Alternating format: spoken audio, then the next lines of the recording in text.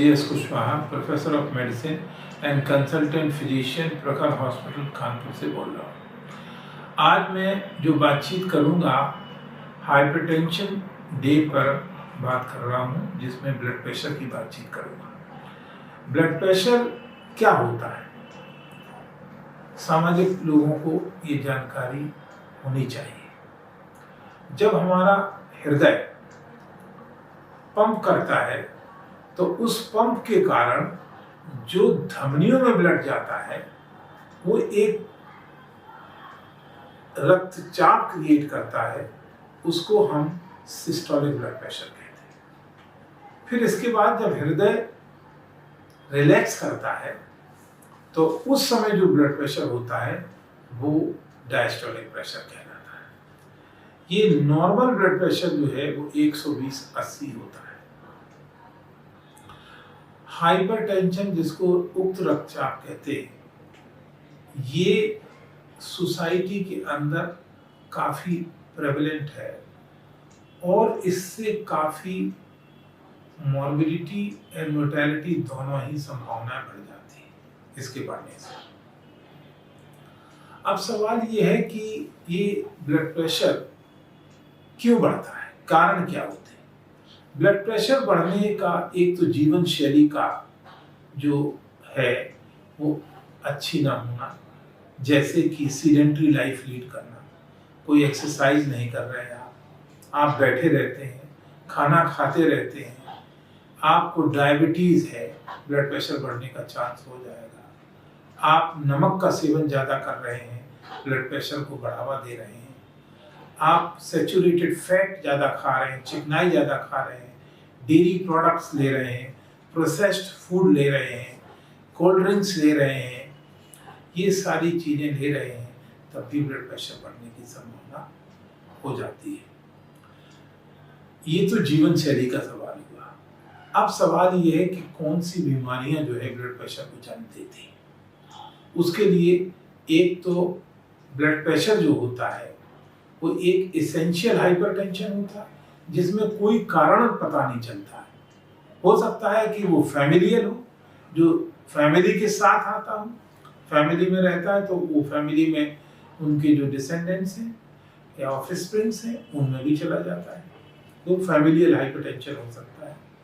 और essential hypertension जो कि 90% लोगों में पाया जाता है, उसमें कोई कारण पता नहीं चल पाता है, तो इसीलिए उसको एसेंशियल हाइपरटेंशन कहा है। अब सवाल है जिसमें कि कारण है, उसको हम सेकेंडरी हाइपरटेंशन कहते हैं। सेकेंडरी हाइपरटेंशन जो होता है वो बहुत बीमारियों के कारण होता है, जैसे कि किसी को हार्ट की बीमारी हो, किसी को किडनी की बीमारी हो, किसी को किडनी के अलावा डायबिटीज़ हो, या कभी कभी एडिनल ग्लैंड में एक फियोक्रोमोसाइटोमा होता है, उसके कारण भी हो जाता है। कभी कभी रीनल स्क्लेरोडर्मा क्राइसिस होती है, उसके कारण भी ब्लड प्रेशर बढ़ जाता है। तो ये जो कारण हैं ये नोन कारण है। फिर इसके बाद जैसे परमानेंट पीडीए होता है, पेटेंट डक्टस आर्टेरियस, हार्ट में बहुत बड़ा ब्लड प्रेशर हो सकता है। तो इस तरीके से कई बीमारियां हैं जो कि ब्लड प्रेशर को जन्म देती हैं और बहुत बड़े ब्लड प्रेशर को जो है देते हैं। नॉर्मल ब्लड प्रेशर जैसे मैंने कहा 120/80 होता है। 120/80 के बाद जब 129-30 तक चला जाता है तो ये माइल्ड रहेगा हाइपरटेंशन, नॉर्मल रहेगा लेकिन माइल्ड हाइपरटेंशन का ही। पर जैसे ही 140-90 हो जाता है ये स्टेज 1 का हाइपरटेंशन ब्लड प्रेशर कहलाता है। 140 से 159 के बीच में ये स्टेज 2 का होता है और 160 के ऊपर ये सीवियर हाइपरटेंशन कहलाता है। इसी तरीके से जो नीचे वाला ब्लड प्रेशर होता है, जिसे हम डायस्टोलिक ब्लड प्रेशर कहते हैं, उसको हम 80 to 89 जो है हाई नॉर्मल कहते हैं और 90 to 99 स्टेज 1 कहते हैं। और इसके बाद जैसे ही 90 से हुआ और इसके बाद 100 to 109 स्टेज 2 हो जाता है। इसके बाद जो ब्लड प्रेशर है वो मैलिग्नेंट या एक्सीलरेटेड हाइपरटेंशन होता है। एक्सीलरेटेड हाइपरटेंशन यूजुअली जो क्रॉनिक किडनी डिजीज के पेशेंट्स होते हैं उनमें यूजुअली पाया जाता है, जो ब्लड प्रेशर निरंतर बढ़ता चला जाता है। एक ब्लड प्रेशर जिसको हमने कहा कि मैलिग्नेंट हाइपरटेंशन, वो ब्लड प्रेशर है जिसमें सीवियर हाइपरटेंशन मींस जो ब्लड प्रेशर है वो 180 और 110 के ऊपर चला गया और साथ में आंख में पेपिलिडीमा हो जाता है, उसको हम मैलिग्नेंट हाइपरटेंशन कहते हैं। ये खतरनाक होता है, ब्रेन में सूजन कर सकता है और ये बढ़ा हुआ रक्तचाप कई बीमारियों को जो है पैदा कर सकता है। अगर ब्लड प्रेशर बढ़ा है, किडनी पे जोर पड़ेगा, किडनी का डिसफंक्शन हो जाएगा, क्रॉनिक किडनी हो जाएगी। इसके अलावा आंख पे असर आता है। जब ब्लड प्रेशर बढ़ता है, आंख में रेटिनल हैमरेज हो सकता है, आदमी की विजन में प्रॉब्लम हो सकती है और यहाँ तक कि आपको अंधा भी बना सकता है। तीसरा, हार्ट के ऊपर जब ब्लड प्रेशर बढ़ता है तो लोड बढ़ता है। अगर हार्ट के अंदर रिजर्व अच्छा नहीं है तो वो ब्लड प्रेशर उसको हार्ट फेलियर में कन्वर्ट कर सकता है और पल्मोनरी एडिमा में जा सकता है आदमी और गंभीर सांस फूल सकती है। तो ब्लड प्रेशर का असर ब्रेन में भी बहुत पड़ता है। अगर ब्रेन में बीपी बढ़ जाता है और पेशेंट की नस फटने का चांस बहुत हो जाता है और पर्टिकुलरली अल्कोहल वाले जो लोग हैं, जो उनके अंदर जो पुटेमिनल ब्लीड है और या पोन्स में ब्लीड है, वो होने की संभावना काफी बढ़ जाती है। तो उससे ब्रेन हैमरेज हो सकता है, उससे लकवा मार सकता है, उससे जीवन जा सकता है, उससे मुंह टेढ़ा हो सकता है। ये सारी चीजें ब्लड प्रेशर बढ़ने के कारण और ब्रेन हैमरेज के कारण हो सकता है। तो इससे अंदाजा लगाया जा सकता है कि ब्लड प्रेशर कितना महत्वपूर्ण है। सवाल इस बात का है कि इसका कोई ऐसा पैरामीटर नहीं है जिससे कि आप पता कर सकें। इसमें ब्लड प्रेशर नापने का जो बीपी इंस्ट्रूमेंट होता है, स्पेक्ट्रोमैनोमीटर, उससे आप नापते हैं, उससे हमें पता चलता है कि ब्लड प्रेशर क्या है। लेकिन ब्लड प्रेशर आपको कुछ जरूर शंकाएं देता है कि ब्लड प्रेशर बढ़ा है, और वो है पहला कि आदमी का चिड़चिड़ापन होना, आंखों में एक अजीब सी धुंधलाहट छाना, सिर में दर्द होना पीछे के हिस्से में, और सवेरे मॉर्निंग ऑक्सीपिटल हेडेक कहते हैं, वो भी हो सकता है। इसके कारण कमजोरी हो सकती है। इसमें अत्यधिक कमजोरी के साथ साथ आदमी को दिमाग के अंदर एक अजीब सी सिहरन सी हो जाती है और आदमी हाथ उसमें रख के उसे लगता है कि बहुत भारीपन हो रहा है। तो इस तरीके के जब लक्षण मिले तो आप ये जरूर समझ लीजिए कि ब्लड प्रेशर बढ़ा हो सकता है, और ब्लड प्रेशर का आप नपवाएं या किसी डॉक्टर से सलाह लें, क्योंकि ये ब्लड प्रेशर आपके लिए जीवन के लिए हानिकारक हो सकता है और जीवन के लिए परेशानी और सबब पैदा कर सकता है। इसके अलावा सवाल ये है कि ये ब्लड प्रेशर का कारण, जैसा मैंने बताया, उसके अलावा और क्या कारण बन सकते हैं, जैसे कि शराब का पीना, नमक का सेवन ज्यादा कर लेना। 1 स्पून नमक, कायदे से 4 ग्राम नमक 3 से 4 ग्राम सोडियम लेना चाहिए। 1 स्पून जो होती है वो करीबन 2.3 to 2.5 ग्राम के कारण होती है। तो आपको कम से कम नमक लेना चाहिए। पोटेशियम का सेवन ज्यादा करना चाहिए, उससे ब्लड प्रेशर अच्छा होता है। फ्रूट्स खाने चाहिए, जो वसा युक्त चीजें हैं, चिकनाई है, मिठाई है, इसको कम करना चाहिए। प्रोसेस्ड फूड को कम खाना चाहिए, और ये जो आपकी जो प्रोसेस्ड ड्रिंक्स हैं उनको भी कम लेना चाहिए, क्योंकि ये भी, इसके अंदर भी नमक होता है। कैल्शियम का अच्छा सेवन करना चाहिए, फ्रेश फ्रूट्स खाने चाहिए, नारियल पानी पीजिए।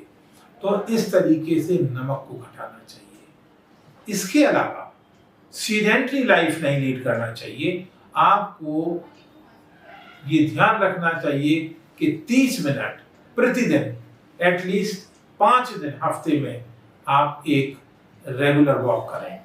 अच्छी वॉक करना, ब्रिस्क वॉकिंग करना एक अच्छी एक्सरसाइज होती है।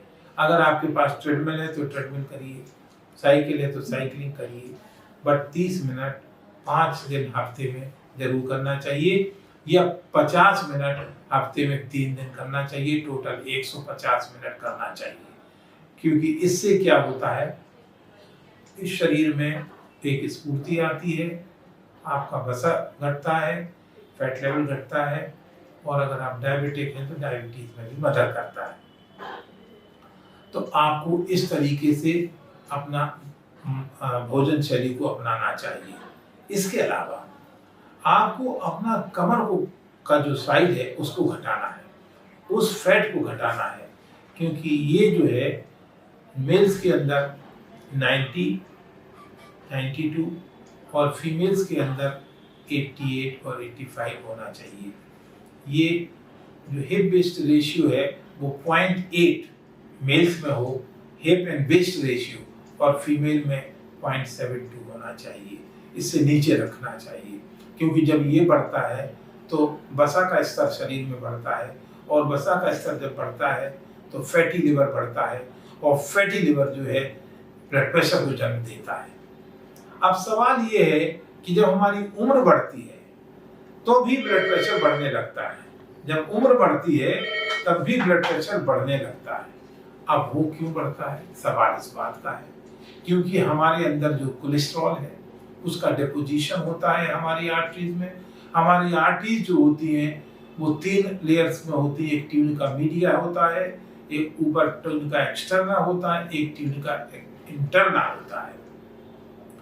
तो जब हमारी उम्र बढ़ती है तो उम्र में हमारे कैल्शियम और कोलेस्ट्रॉल और ट्राइग्लिसराइड का डिपोजिशन जो होता है वो बीच वाली लेयर में ट्यून का मीडिया में होता है। इससे उसकी जो इलास्टिक रिकॉइल है वो खत्म होती है, और ये आइसोलेटेड सिस्टोलिक हाइपरटेंशन को जन्म देता है, जिसमें सिस्टोलिक ब्लड प्रेशर ही बढ़ता है, डायस्टोलिक 90 के नीचे रहता है। ये 2 भागों में बांटा गया है, 140/90 से 90 से नीचे स्टेज 1, और जब ये 160/90 हो जाता है तो स्टेज 2 का हाइपरटेंशन कहलाता है। इसे आइसोलेटेड सिस्टोलिक हाइपरटेंशन कहते हैं, और ये आर्टरी की हार्डनिंग के कारण होती है, जिससे कि उसकी इलास्टिक रिवाइज कम होती है, और ये सिस्टोलिक ब्लड प्रेशर को जन्म देती है। इसीलिए इसका नाम आइसोलेटेड सिस्टोलिक हाइपरटेंशन रखा गया है। अब सवाल यह है कि इसको कैसे हम रोक सकते हैं। ब्लड प्रेशर रोकने के लिए हमें लाइफस्टाइल मॉडिफिकेशन करना होगा, जैसे कि हमने बताया कि आप अपने खान पान को दुरुस्त रखिए, वसा युक्त मिठाई कम रखिए, सैचुरेटेड फैट्स मत खाएं, ओमेगा 3 फैटी एसिड का सेवन ज़्यादा करें, हरे फल और सब्जियों का इस्तेमाल ज़्यादा करें, मीट पर्टिकुलरली रेड मीट कम खाएं, अपना life style and proper exercise, जैसा मैं बताया मैंने कि 30 मिनट प्रतिदिन, 5 दिन या 50 मिनट प्रतिदिन, 3 डेज इन ए वीक आप ये काम करें, उससे आपको काफ़ी आसान होगा। आप पोटेशियम को भी ज़्यादा लें, जो कि आपके फ्रेश जूसेस में होता है। फ्रेश जूस लीजिए, वो अच्छा है, पोटेशियम का अच्छा स्रोत होता है। नींबू है, अच्छा स्रोत होता है, आप इसको लीजिए, इससे आपके ब्लड प्रेशर पे असर पड़ेगा। कैल्शियम आप ठीक लें, सैचुरेटेड फैट नहीं लें, इन सब चीज़ों का भी ध्यान रखना जरूरी है। तनाव, अब सवाल ये है कि तनाव भी जो है आपको ब्लड प्रेशर को जन्म देता है। हो सकता है ट्रांजिएंट दे, क्षणिक दे, लेकिन फिर भी हमें तनावग्रस्त नहीं रहना है, क्योंकि जब आप तनावग्रस्त होते हैं तब आपके हृदय पे जोर आता है, और हृदय जो है जोर से फोर्स करता है, जिससे कि ब्लड प्रेशर बढ़ता है। और उस समय अगर आप ब्लड प्रेशर के रोगी हैं और तनावग्रस्त हो गए हैं तो हो सकता है कि आप बहुत ज़्यादा तेजी से ब्लड प्रेशर बढ़ जाए और आपकी आँख, हृदय और गुर्दा या दिमाग पे असर पड़ जाए और उससे आपको नुकसान हो जाए।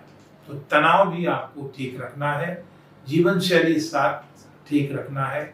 और इसके साथ साथ आपको ये ध्यान रखना है कि हम एक नियमित संयमित जीवन शैली का उपयोग करें।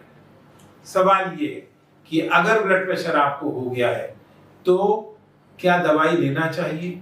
जी हाँ, अगर आपको ब्लड प्रेशर हो गया है और लाइफस्टाइल मॉडिफिकेशन भी आपने किया है, अपने जीवन शैली में बदलाव किया है, इसके बावजूद भी अगर आपका बीपी कंट्रोल नहीं हो रहा है तो आपको जरूर ब्लड प्रेशर की दवाई लेना चाहिए, डॉक्टर से सलाह लेना चाहिए और उसी हिसाब से आपको बीपी की दवा लेनी चाहिए। क्योंकि ब्लड प्रेशर चाहे आपके नेचुरल कंट्रोल में रहे, चाहे आप जीवन शैली को संयमित करके कंट्रोल में रखें या दवाई को लेके कंट्रोल में रखें, ये आपका महत्वपूर्ण चीज है। तो इसका इलाज भी होना चाहिए ताकि आप किसी बड़े बीमारी से बच सकें। जैसे अगर आपका ब्लड प्रेशर बढ़ गया तो हो सकता है हाइपरटेंसिव एन्केफेलोपैथी कर दे, जिसमें आदमी बेहोश हो जाता है, लेकिन कंट्रोल कर दे तो वो बच सकता है। दूसरा, अगर ब्लड प्रेशर बहुत बढ़ गया है तो वो लेफ्ट वेंट्रिकुलर फेलियर कर सकता है, हार्ट फेलियर कर सकता है और जीवन जा सकता है।